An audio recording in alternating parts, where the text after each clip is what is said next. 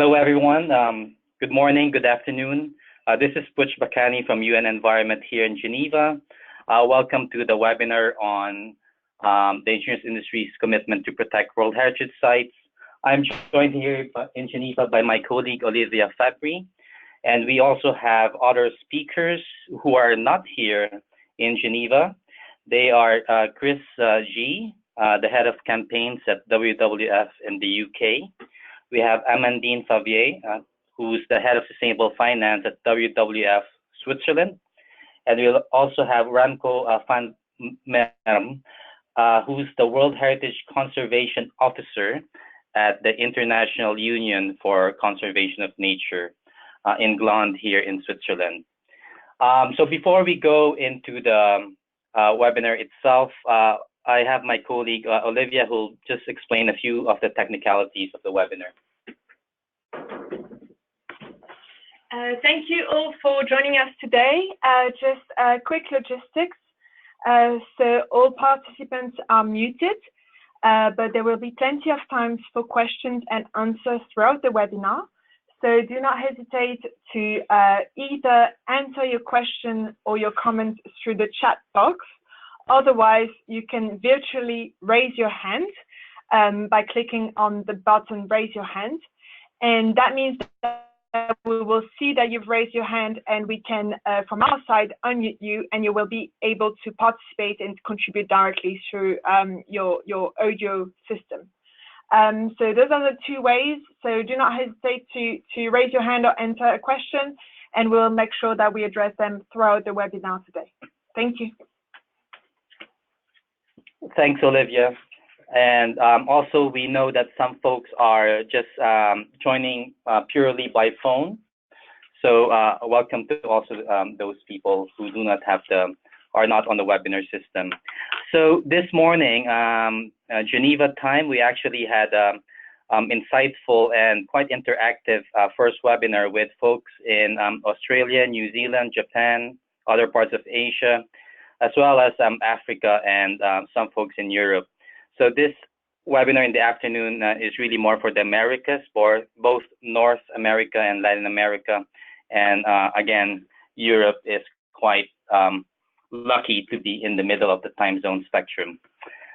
So I'm just going to start with the flow and the structure of the webinar. And basically, we'll just run you through some of the fundamentals about the World Heritage Sites and the convention around it. And then we're going to go into a bit more detail into why WWF got involved in this agenda. And then we move on into the engagement with the insurance industry. And then we'll have, along the way, we'll have question and answer segments for different parts of the webinar, but we'll also have a final Q&A at the end of the webinar. So to get things started, I'm going to call on Remco from IUCN to give us a bit of the basics about World Heritage Sites and the convention and all the protocols around it. Remco? Yes, thank you very much, Butch. Hello, everyone. Good morning. Thank you for joining this webinar.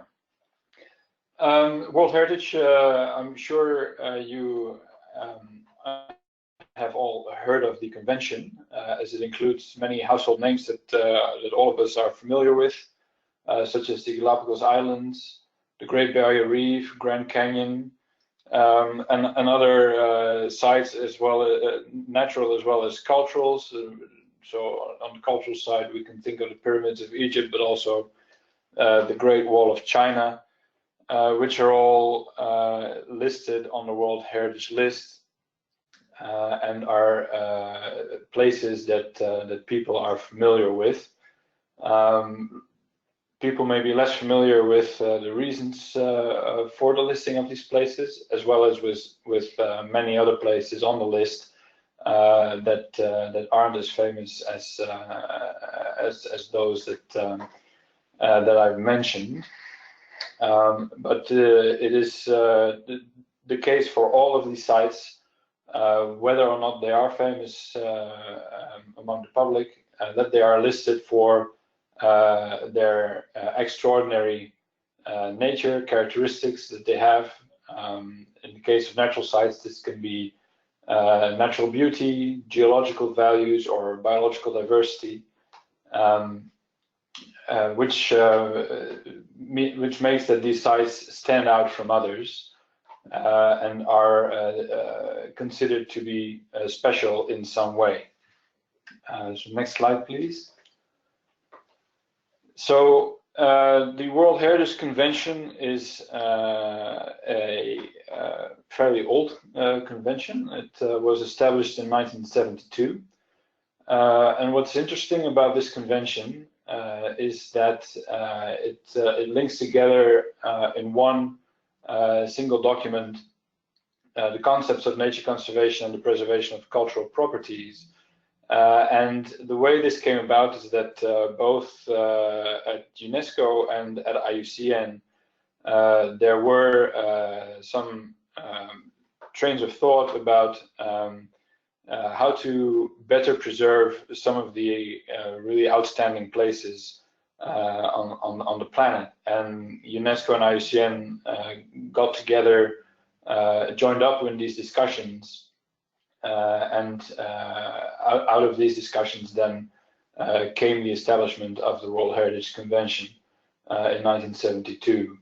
It started quite small, but nowadays there are 193 states parties who have ratified the convention, and that makes it one of the most widely recognized international agreements.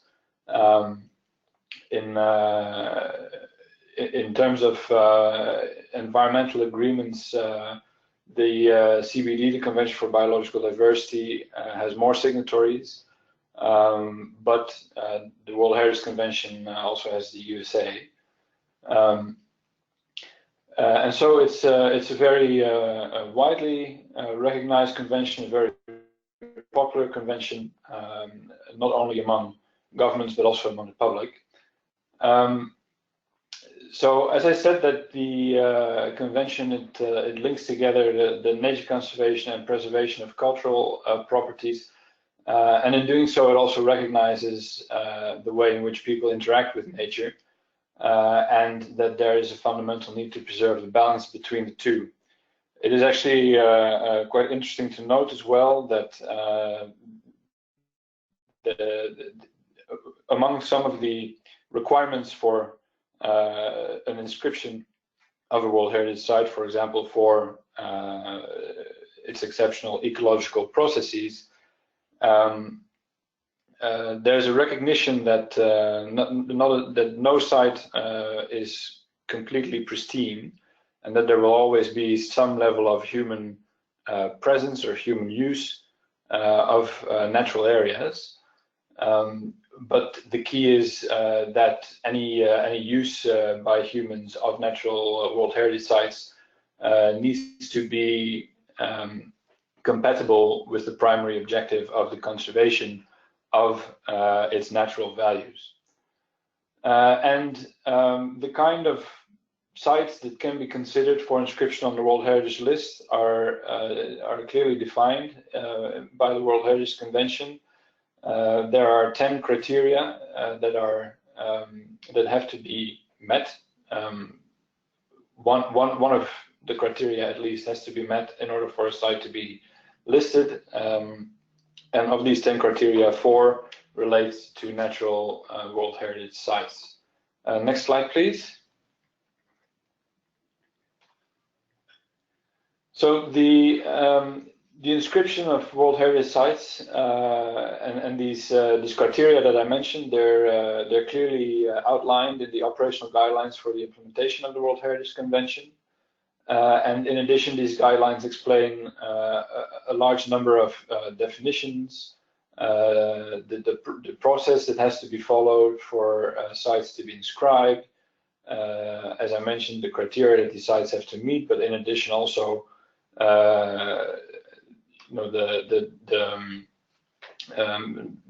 protection and management requirements that have to be met. It also explains the role of advisory bodies the World Heritage Committee has 3 official advisory bodies, 2 of which advise on cultural heritage. These are ICOMOS and ICCROM. And IUCN then is the official advisory body on natural heritage. And what the roles of the advisory bodies are is essentially threefold. First, we evaluate new nominations. So we assess whether or not they actually meet the requirements to be inscribed on the list, and we make recommendations to the committee in that regard. And it is the committee then who makes the decision.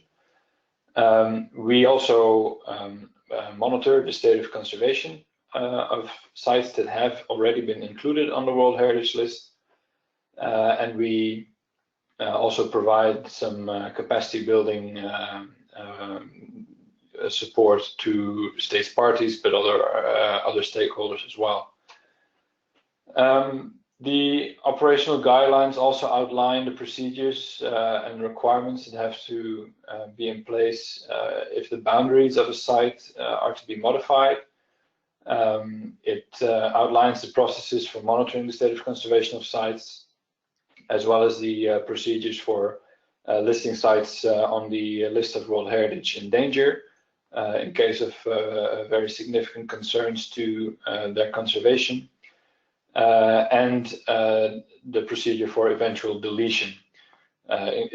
Deletion has happened only twice in the history of the convention, one cultural site and one natural site, and these were cases where the committee considered that the World Heritage values for which they were listed, for which the sites were listed, this is also called outstanding universal value, had deteriorated so far that it could not be recovered again. Next slide, please. So I mentioned outstanding universal value, which is the key concept of World Heritage. Outstanding universal value is defined in the operational guidelines as cultural and/or natural significance, which is so exceptional as to transcend national boundaries and to be of common importance for present and future generations of all humanity. And so it recognizes that World Heritage sites are significant for all of us, not only for the people who live there or who live around the site, but also for people at the other end of the globe, and also for all future generations. The girl pictured here is Mari from Belize, and she swam the entire length of the Belize Barrier Reef System, World Heritage Site, to campaign against offshore oil exploration. And she was also present in Manama at the last World Heritage Committee meeting just a few months ago to also express her concerns about the need to preserve the Belize Barrier Reef. Next slide, please. So the World Heritage List currently includes nearly 1,100 sites.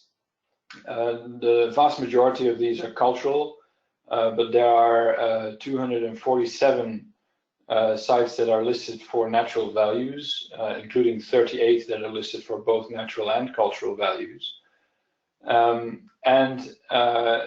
These sites, they play an important role in the daily lives of communities. And in the case of natural sites specifically, they actually provide a very vital resource such as food, fuel, water, and also perform other environmental services such as soil stabilization, disaster prevention, and also capturing carbon.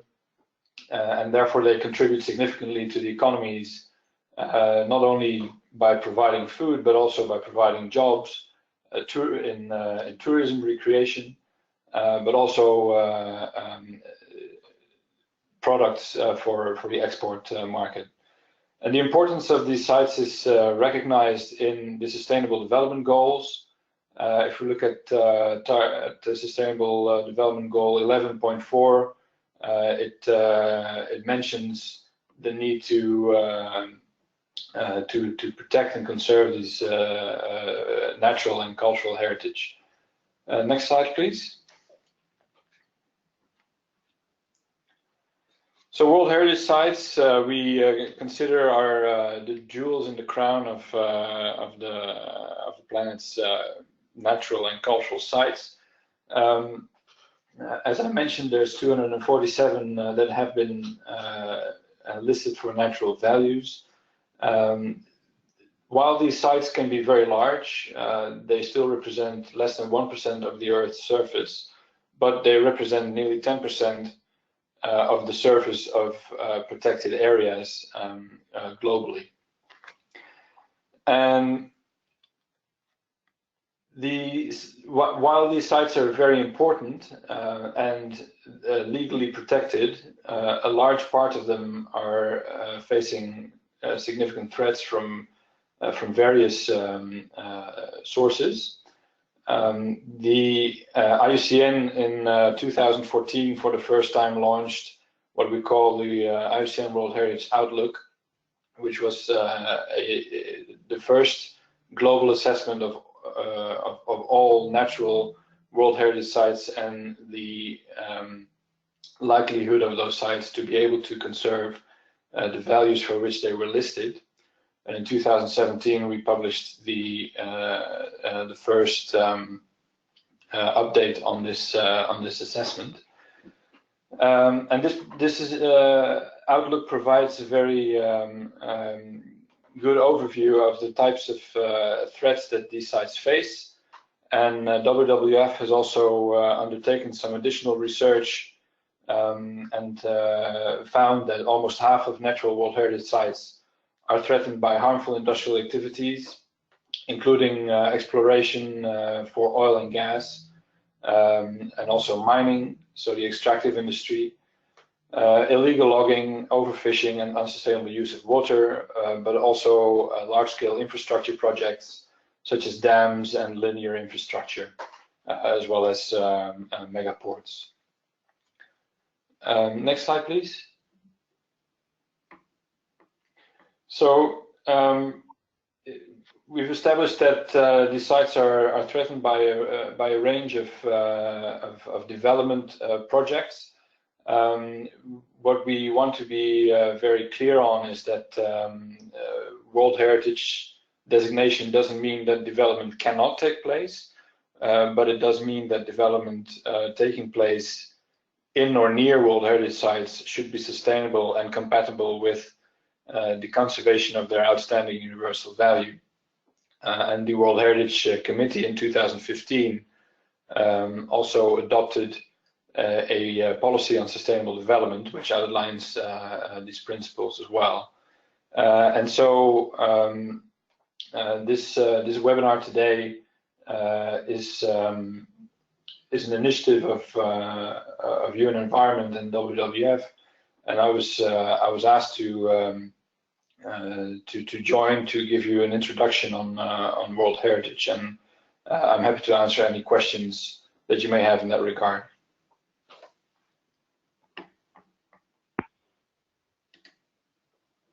So if there's any question for Remco, now's the time to raise your hand, and you can type in your question as well.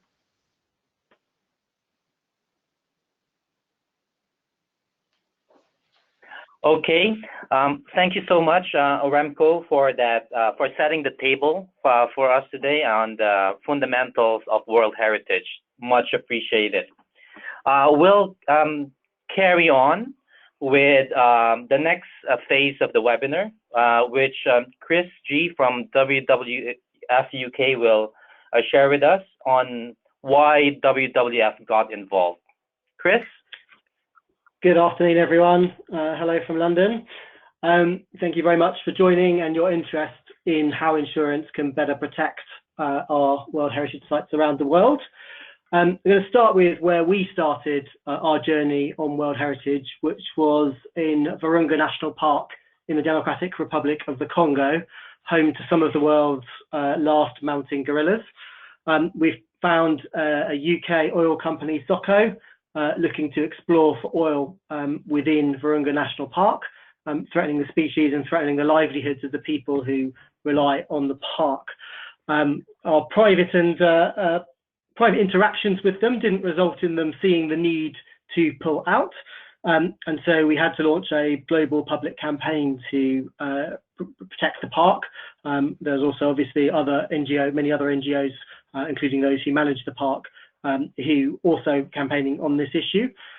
We here in the UK took SOCO, the oil company, to the OECD guidelines for multinational enterprises. We took a complaint through that process, and we also engaged with investors in the company who also engaged the company. And we, again, as an NGO, we didn't say just divest. We said we want you as investors to engage with the company and talk them through why this is something you don't want your money being used to do. So the result of that, and you can see, for those who can see the webinar on the right, was a Financial Times advert we took out challenging the company in public. And the outcome was that SOCO decided not just to not explore for oil in Virunga National Park, but they made a commitment not to explore for oil in any other World Heritage sites or their buffer zones anywhere in the world. And again, that was important to us. As Remco said, we're not opposed to all development in World Heritage sites. We're opposed to developments that would risk the outstanding universal value of the sites, the reasons for which they are listed. And the World Heritage Committee has a consistent position that extractives and World Heritage are incompatible. So we had to campaign, we got a good result. Next slide, please. In this case, on this slide, SOCO announced they had to write off $68 million or £43.9 million. And then the Daily Telegraph described it as an expensive, painful experience we would not repeat. And so for us, tackling these things at the end of the process, we want to try and see if we can tackle these problems at source. So next slide, please. So as I said, on the left there, the World Heritage Committee are consistent that extractives are incompatible. And on the right, decisions by the committee calling on the finance sector to help with the work to persuade extractives to follow the no-go commitment for World Heritage sites. So back in 2003, the International Council of Mining and Metals, it's about 2/3 of the mining industry, took a position that they wouldn't go into World Heritage sites, and Shell also did that. Total did. They had a concession that overlapped Virunga, and then they chose to make a no-go, as did SOCO, and subsequently have Tullow Oil. But that still only represents about 2% of the oil industry by market cap. So 98% of the oil industry are yet to make the move that the UN has asked extractive companies to do. Next slide, please. So as WWF and with the Virunga experience, we had a look at where are the World Heritage sites that are threatened or impacted by extractive activities. And we did some research with Aviva Investors and Investec Asset Management to look through where are the natural and mixed World Heritage sites that are threatened by extractive activities. So all of the ones you can see with the orange flags, they are sites where there is an extractive concession that is owned. So this was about 2 years ago. And if I can just leap forward, we can do a bit of a breakdown of the regions. So next slide, please. Coming in, you'll see that Africa, 61% of the natural World Heritage sites were overlapped with concessions. In Asia and the Pacific, it was about 34%. And in Latin America and the Caribbean, it was about 31%. Globally, it was about 33% of these places that should be the world's most precious places, the world's most protected places, that had extractive concessions overlapping them. Next slide, please. So we got together our evidence and we launched a report of protecting people through nature. And that's where, when you add the extractive concessions and the other threats from harmful industrial activities, we reached the fact that half of all natural World Heritage sites were threatened by harmful industrial activities. The research also teased out that 11 million people, so that's kind of a country the size of Portugal, that's the kind of number of people whose livelihoods rely on these sites being protected. So people who live in or near to natural World Heritage sites. So this is a sustainability, economic sustainability, as well as a sustainability from an environmental prism. Next slide, please. Well, we just zoomed through. When we did launch, we got significant global press, from the Times to Al Jazeera to the BBC to Agence France Presse, Le Monde, El País. The media of the world were hungry to follow this story and see what the threats to these sites are. And of course, we wanted to use that not just to protect site by site, but also to see if we could attack the systemic drivers that are causing these places to come under threat. So you'll see in a minute the ICMM were very supportive, obviously, with their position, and the OECD also were really keen to see this. Roel Nieuwenkamp was the chair of the Working Party on Responsible Business Conduct. Next slide, please. So the public, in our campaigning, we picked out 3 sites, 2 that were in danger and 1 that was at risk of becoming in danger. So the Belize Barrier Reef was in danger. Remco touched on it earlier. It came off the in danger list at this year's World Heritage Committee meetings. Suya Game Reserve, that continues to be in danger, and Doñana, that in Spain, wetlands, that was due to go onto the World Heritage in danger list until the government of Spain cancelled plans for dredging alongside the river. We used those sites to tell the story to the public, whilst doing work behind the scenes to see if we could better address the systemic drivers that cause these sites to come under threat. Next slide, please. So now I pass over to my colleague Amandine in Switzerland. Hello, everybody. It's Amandine from WWF Switzerland.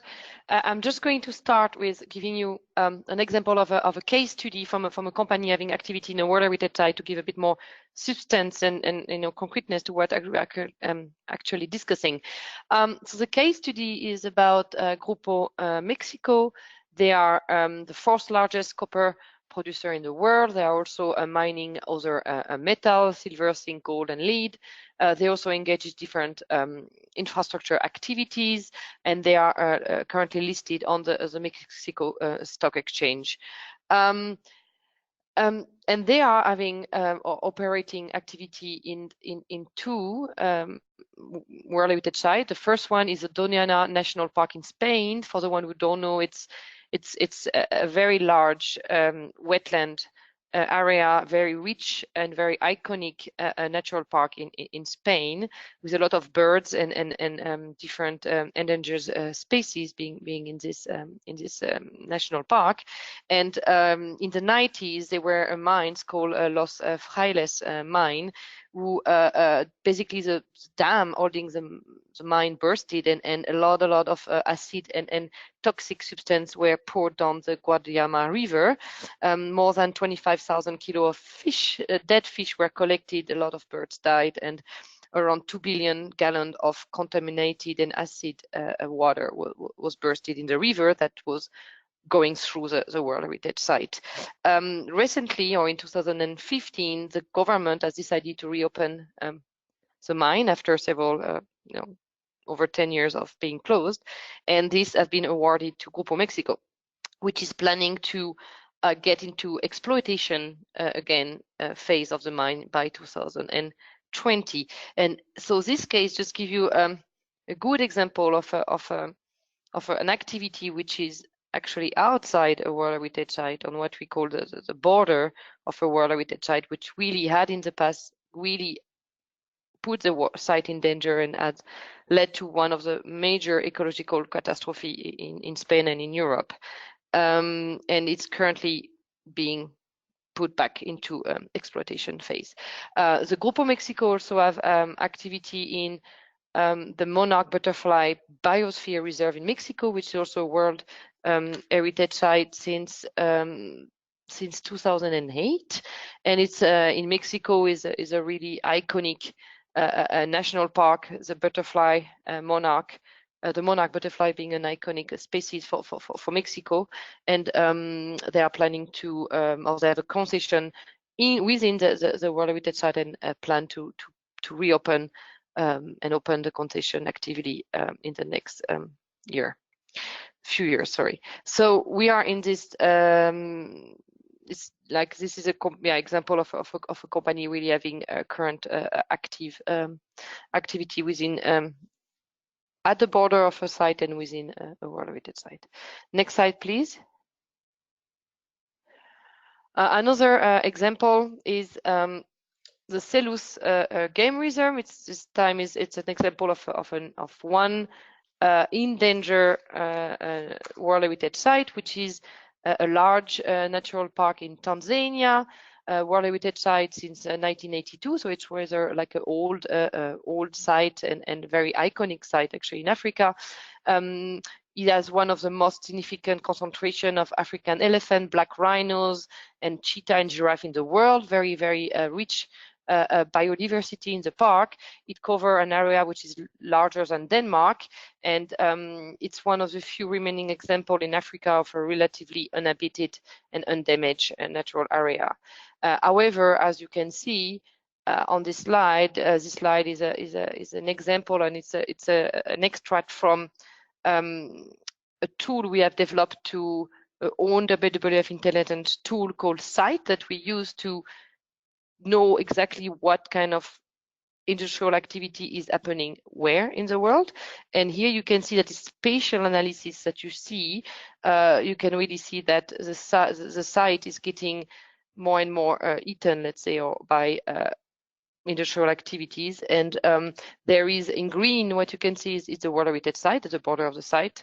And in red, you can see oil and gas concession that were awarded. In yellow, it's a mining concession, and with the orange or red triangle, it's a mining concession that are actually active. So you can see there is a lot of different part of the park which are being overlapping with actually mining and oil and gas activities. We have identified around 5 active mines in the park, over 50 mining concessions owned by over 20 different owners, and 6 oil and gas concessions. The good news is that the government has now pledged or has committed to remove all mining concessions from the park. However, there is a large hydropower dam project which is currently threatening the park. It's called the Stigler Gorge project, where if it's going through, a large part of the park will be flooded, where you have specifically where you have the last remaining black rhino.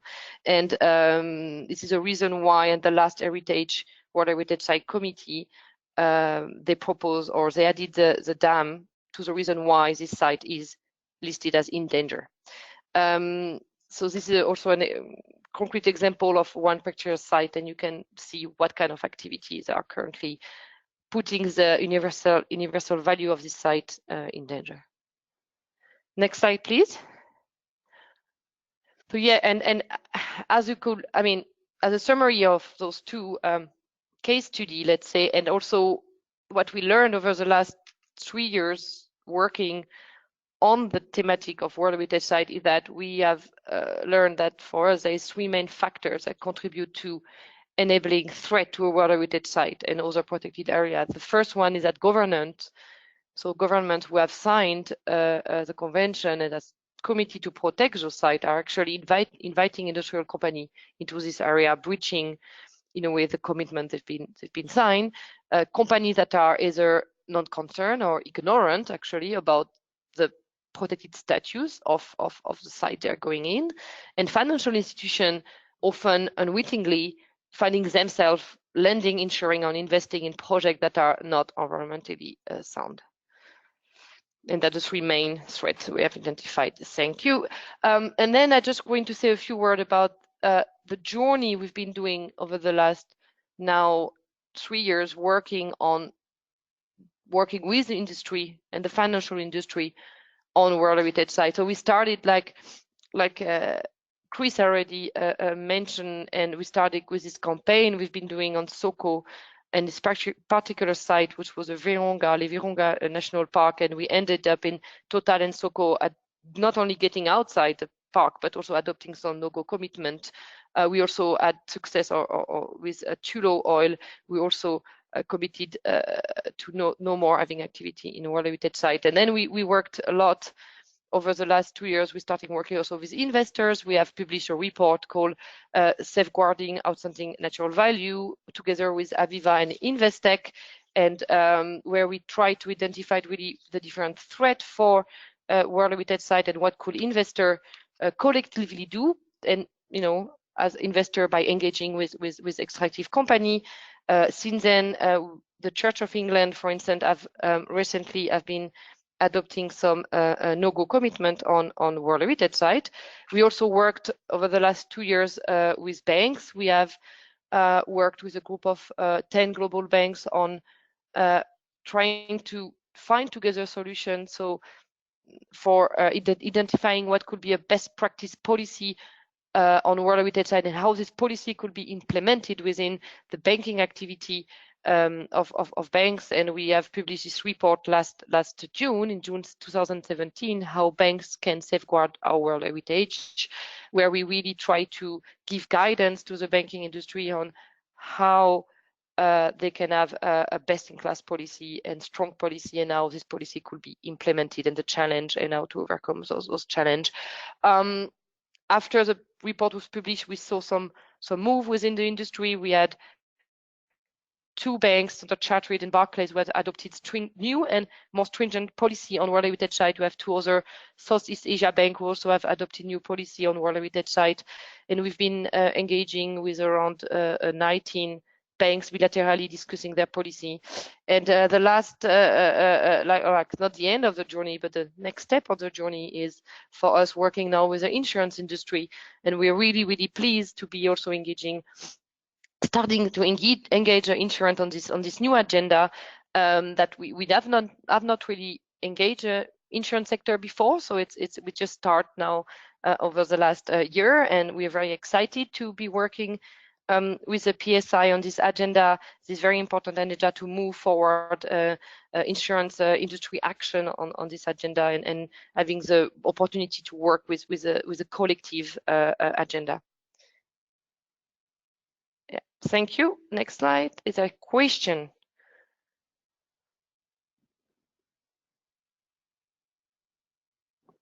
So if there's any question for Amandine, now is the time to do that, or to raise your hand.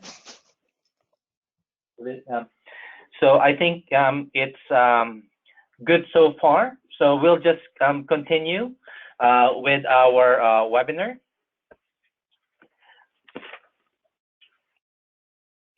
Okay. So thank you to Remco, to Chris, and to Amandine for really making it clear that this has been a real journey for government and for industry and civil society. And within business, there has been engagement, obviously, with different companies involved in different industry sectors, but also increasingly now with the financial sector, with banks and investors, and now insurers. The opportunities that we have right now is that there is a very unique opportunity to have an industry-wide engagement with the insurance industry across the risk management, insurance, and investment influence of the insurance industry in the context of World Heritage Sites. So over the past few months, WWF, UNESCO, and ourselves at UN Environment have been working with a group of PSI members in shaping text in terms of a groundbreaking statement of commitment on how the insurance industry can protect World Heritage Sites. And this is what we launched recently at the World Heritage Committee meeting in Manama that Remco had referred to earlier. For those of you who are familiar with the climate change negotiations and the Conference of the Parties every year that happens towards the end of the year. This is the equivalent of that in the context of World Heritage Sites, and that meeting happened in Manama last June. So they meet once a year, and that was the opportunity for us to really put an insurance industry leadership on this agenda right at the heart of the negotiations and discussions about World Heritage Sites around the world. Next slide, please. So this statement of commitment is something that we have circulated already to all PSI members. The first action and the first goal is really what I would call a data and knowledge goal. We know that there are still data gaps there as far as understanding the context of World Heritage Sites in the context of insurance and investment transactions. So it's a goal to work on those data gaps and also to enhance one's knowledge. Knowledge from simple things as understanding the convention, understanding the operational guidelines, and understanding how this relates to risk management, insurance, and investment activities of the insurance industry. The second one is really an awareness raising goal. So all of the organizations on this call have signed the 4 principles for stable insurance. And principle 3 says we will work together with governments, regulators, and key stakeholders on environmental, social, and governance issues. So that has just been translated into World Heritage Sites in terms of raising awareness and promoting widespread action on this agenda. So we all recognize that this is not simply an insurance industry agenda only. This is not only a banking agenda. This is a real economy agenda. This is a regulatory agenda. It's also a government agenda and a civil society agenda. Next slide, please. So goal 3 is really a prevention and reduction goal, risk prevention, risk reduction goal. Ultimately, no one wants, I think everyone would say that no one wants to contribute to damaging the outstanding universal value of World Heritage Sites. No one wants a loss to happen. So this goal really is about prevention and reduction. And the starting point for that is to understand what your organizations have done in terms of identifying risks to the outstanding universal value of World Heritage Sites and how could that be addressed. So, for example, really at the very global basis, just the fact that you have signed the Principles for Stable Insurance or the Principles for Responsible Investment already starting points in terms of the journey towards better understanding a wider set of environmental and social issues. However, there is also an opportunity to develop company-specific policies on World Heritage Sites, which some of the banks and insurers have done. Amandine has already mentioned Barclays and Standard Chartered. Swiss Re has done something similar for a global insurer and reinsurer. So there's an opportunity to be able to do that as well. And then the fourth one is really a protection goal. So what are the things that insurers can do to really help protect natural World Heritage Sites and also cultural World Heritage Sites?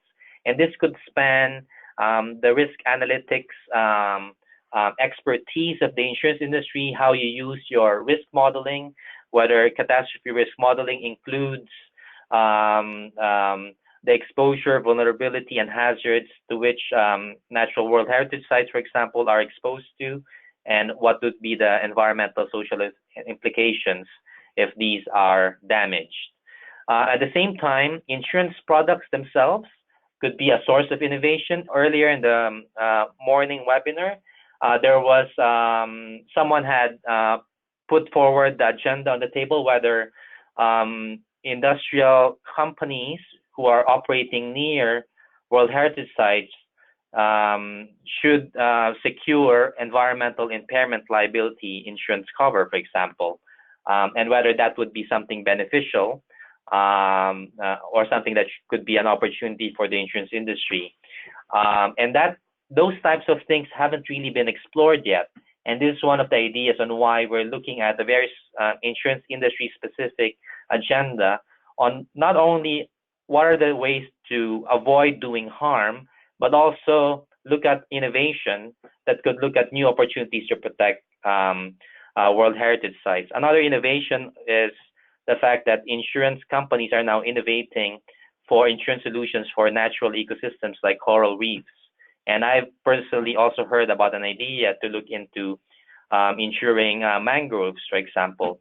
So these innovations could also be potentially applied in the context of World Heritage sites. Obviously, for the cultural World Heritage, there's also property insurance that could also be applied there, in addition to insurance for natural ecosystems. And also the power of insurers as institutional investors. To what extent can investments by insurers be channeled towards infrastructure that could actually be help protect World Heritage sites, or investments in clean and green technologies that reduce greenhouse gas emissions and avoid runaway climate change, which would lead to acidification of the ocean, which could damage, for example, as we are seeing right now, the extreme bleaching events that have been happening and killing the Great Barrier Reef, for example. So these are opportunities in terms of that goal. And the fifth goal really is about the engagement goal. So insurers could start engaging with companies they underwrite, asking about the activities that could damage World Heritage sites. At the same time, insurers as institutional investors could start engaging with investee companies on this agenda, looking into better transparency and disclosure of activities that could damage World Heritage sites. So these are the 5 goals, so to speak. And the next slide will show us a specific example of how a global insurer, for example, Swiss Re, has really put elements of this into practice.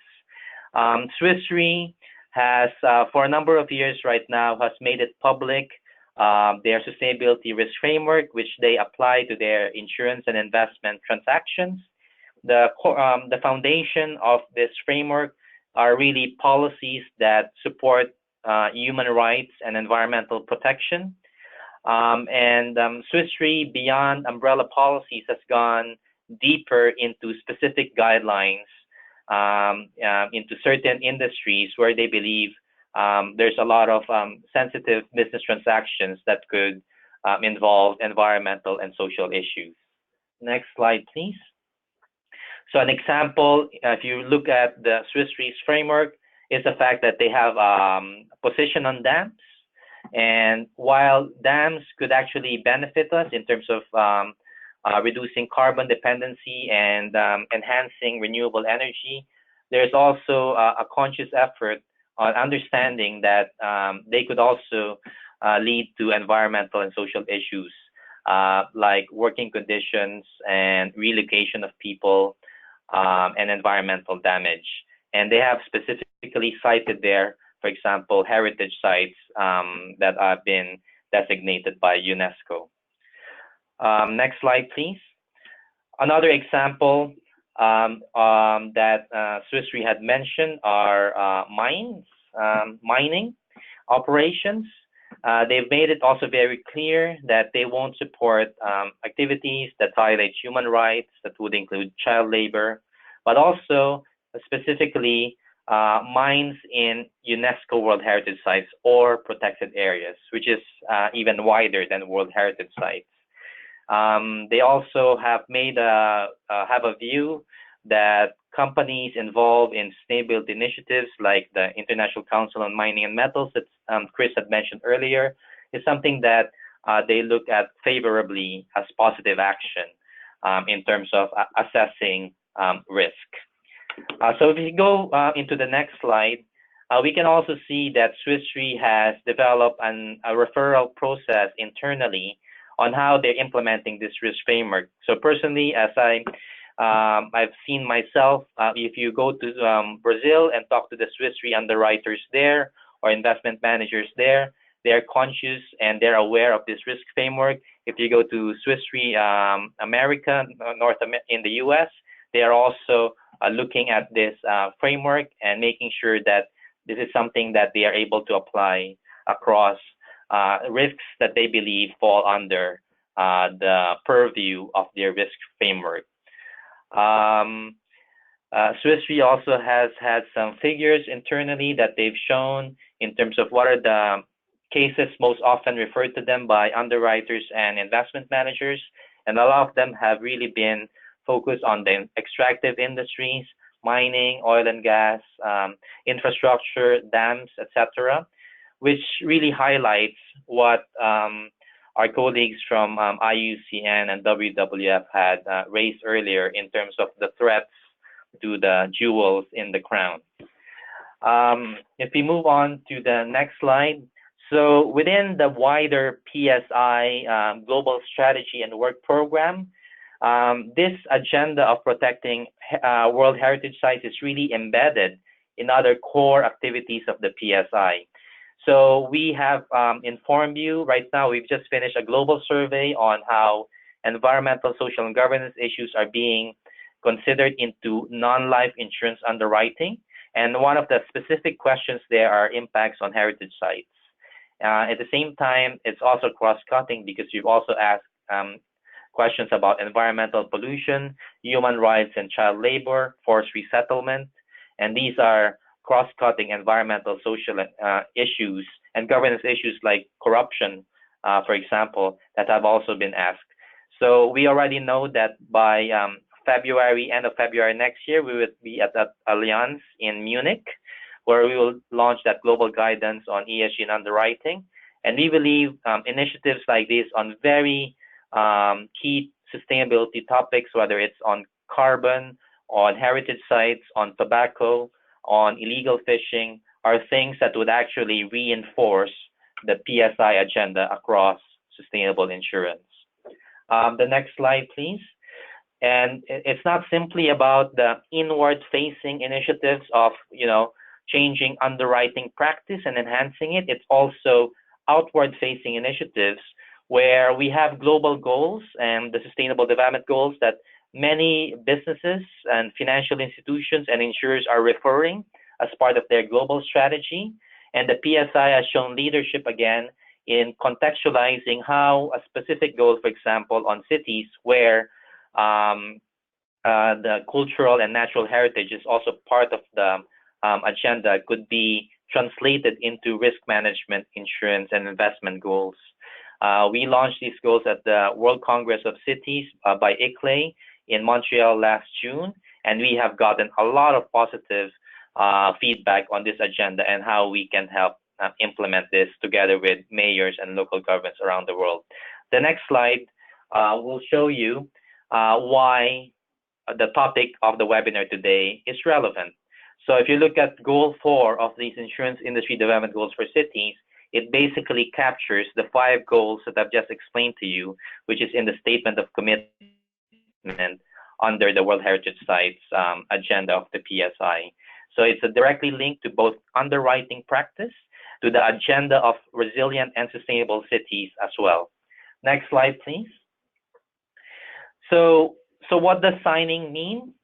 So our view is I think the best way to look at the statement of commitment is really just like the PSI. When we developed the PSI, we viewed the PSI as a starting point for a long-term engagement on a wide range of environmental, social, and governance issues, be it climate change, biodiversity loss, social and financial inclusion, all the way to corruption and transparency issues. However, as the PSI has matured, we have started to go into very specific sustainability issues, which we believe need urgent and collective action. And one of them is this agenda on World Heritage Sites. So I think the best way to look at the statement is the first step of a commitment to take part in a collaborative action that would support this agenda globally. Number one, the statement itself was produced in collaboration with PSI member insurers, UNESCO and the WWF. Number two, we are now, while we have produced that statement, it's really the starting point of next phases. So this webinar is one way of helping you and PSI members implement actions that would better understand and reduce risk as far as World Heritage Sites is concerned. It's also a chance to co-own a process that will help develop specific guidance on this agenda. So ultimately, the agenda of the PSI and why we did the PSI to begin with is just really the same concept that we're applying here. Even though there are companies out there like Swiss Re or banks like Barclays or other companies there who are taking action, the reality is that the jewels in the crown are threatened and the threat is growing. So there is a need for greater, more urgent and collective action on this agenda. And this is the initiative that we have on the table right now. And this is the opportunity for yourselves to be engaged in this agenda. Next slide, please. So we're not starting from scratch. We already have insurance companies, associations, and initiatives around the world who have exercised leadership and said, we want to be part of that agenda. We want to work with our peers. We want to work with UNESCO, WWF, and UN Environment on this agenda in order to drive greater action and success in protecting World Heritage Sites. The next slide will show us also the categories that we have. So if you are an insurer or reinsurer or a broker or any company that provides services to insurance and reinsurance companies, you should sign as signatory companies. If you are an association or a regulator or NGO, you should sign a supporting institution. We'd like to communicate all founding signatories on both categories by mid-September so that we can even promote the initiative even more widely. And we hope that those of you on the webinar today and others who are still on vacation will actually join the group of leaders that have already endorsed this initiative. And you can see that the UN agency that's really behind the World Heritage Convention and the World Heritage Committee is strongly behind this.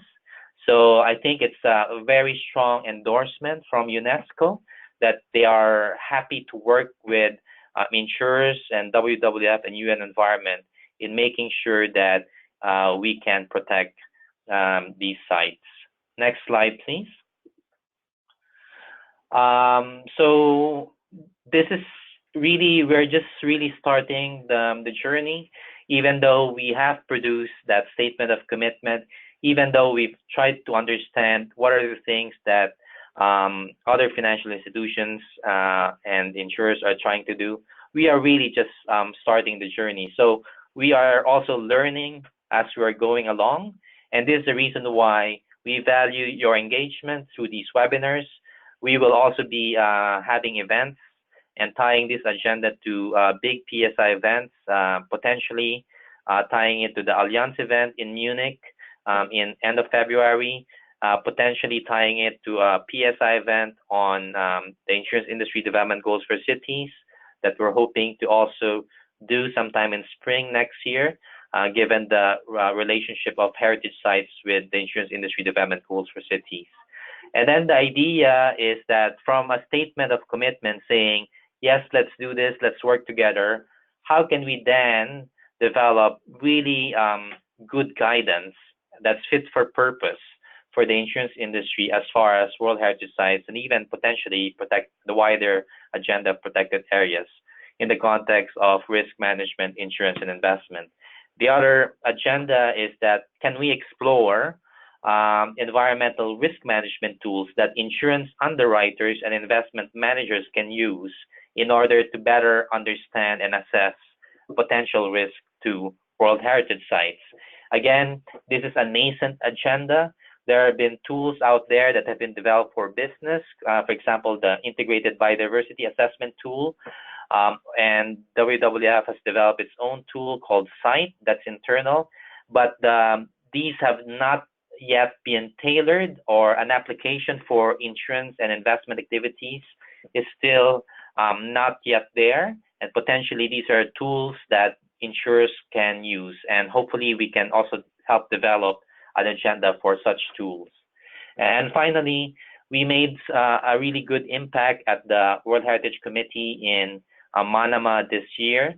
And we have a chance to actually show progress where the insurance industry is exercising leadership. And next year, when the World Heritage Committee session happens again, we have a chance to report on our progress on this initiative. So all this to say that this is not simply a flash in the pan initiative. This is something that's inextricably linked and embedded into core activities of the PSI. It's something that's core to the UN as well, whether it's on World Heritage, on climate change, or disaster risk reduction, or biodiversity. These are really core issues for the UN. I thought I should pause there and also give Amandine a chance to give her thoughts on the other steps and that WWF is thinking as far as this agenda is concerned. Thank you, Butch. Many thanks. Yeah, so as Butch just mentioned, this is for us just really the start of a journey, signing the commitment, and we are really looking forward developing together first guidance and a report, trying to really getting to a level of granularity that will help the insurance to implement the commitments and working together on finding solution for the challenge that will arise on implementing the commitment. We also, like Butch mentioned, really want to work together with the industry on finding a way to get you access to geospatial data, which we think it's really important in order for insurers to know basically if what they insure and what they invest in, if it's within a World Heritage Site or not. That kind of data information is out there. The question now is to pack it and put it in a tool which will be useful for the industry, and also maybe a tool that you already use. So we are already thinking about it, and that's a long-term discussion, but it also goes together, and we are really looking forward working on this agenda together. Thank you. Thank you, Amandine. So I thought this is another chance for anyone to raise her or his hand virtually and ask for questions. I don't think there's anything in the chat box. Okay, so we had a lot more questions in the first webinar, but I think we have gained a lot of practice after one webinar and made ourselves clearer and more articulate on this agenda. This webinar has been recorded. We will give everyone access to the slides and also to the recording.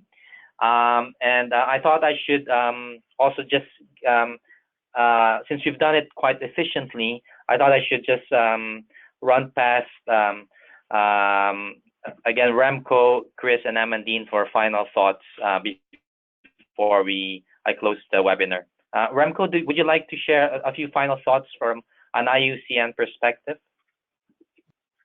Thank you, Butch. Yes, I think what I would like to say is just how much I appreciate this initiative and how much this actually just by participating in this webinar, I myself have also learned some more about which are the companies out there, the insurance companies in this case, who have already started thinking about World Heritage and making commitments towards preserving it. It is very much on IUCN's agenda as well as on the World Heritage Center's agenda at UNESCO to gain a better understanding of who has taken what types of commitments, and therefore this initiative, in our eyes, really is very positive. And I think the role of insurers and the financial sector can be quite significant in terms of the influence that this sector can have on companies who actually have who potentially could have harmful activities at World Heritage Sites. So again, thank you all very much for your interest in this, and I look forward to seeing how this further develops. And I am certainly interested in continuing to be engaged on this. Thank you. Thank you, Remco, for that. We actually have a couple of questions. So before we go on to Chris and Amandine, we'll just take this question. So we have a question from ICLEI, the Local Governments for Sustainability in South America. The question from Katya is, do you have a focal point for the initiative in the region? Who should we be in touch with to explore further possibilities of engagement? Good question. So the good thing here is that since this will be a global initiative, we will be relying on the global reach of the organizations involved. So whether it's WWF, UNESCO, or the PSI, we will be reaching out. We have yet to address focal points, but I'm pretty sure, Chris, Amandine, I'm pretty sure that WWF would reach out to your peers in Latin America on this as needed, right? Yes, so we have a team in Colombia who do finance work, who have been engaging with some other financial institutions. But obviously for this stage of this initiative, the next stage is happening at a global level and a global process, as you said, Butch. Yeah, exactly. Right. We also have, as a finance practice point of view within WWF, we have a person which is a contact, a focal point for Latin America globally. So we do have, and she's involved, and I think that would be the next stage when we're getting into more implementation discussion. Right, and Katya, ICLEI is obviously a PSI supporting institution. We have in Latin America, we have a strong engagement on the PSI in Brazil, in Colombia, and most recently also in Costa Rica. So I think these are, and also in Mexico, so across Latin America. So I think this would be something that we would tap as we pursue the initiative. Chris, any final thoughts from WWF in London? Well, firstly, I'd just like to thank those of you who've stayed through the webinar, and thank you for your interest in this agenda. I think it is the case, and we have seen, whether it be banks or investors, when they engage with extractive companies, we're seeing change. And we're, as an NGO, when we approach some of these companies, they tend to sort of not be keen to change immediately. But when banks, investors, and insurers start to ask sensible questions, we are seeing change and the prospects of greater change coming. So do really encourage you to use your power, insurance companies, by working together. And as Amandine said, we're really pleased to be working with the PSI and with all of your companies to try and find ways to say, we don't all quite know exactly what the problem is and what the solutions we need to find. It's only by working together across sectors that we will find those solutions. So thanks, Butch, and thanks to the team for putting this on. Over. Thank you. Thanks, Chris. Amandine? Yeah, no, thank you very much, Chris. I mean, like Chris said, I think it's a very important agenda. I mean, just as a pure WWF point of view, we are really talking about the most iconic place on the planet, and place such as the Grand Canyon, which is, by the way, also threatened by exploration activity.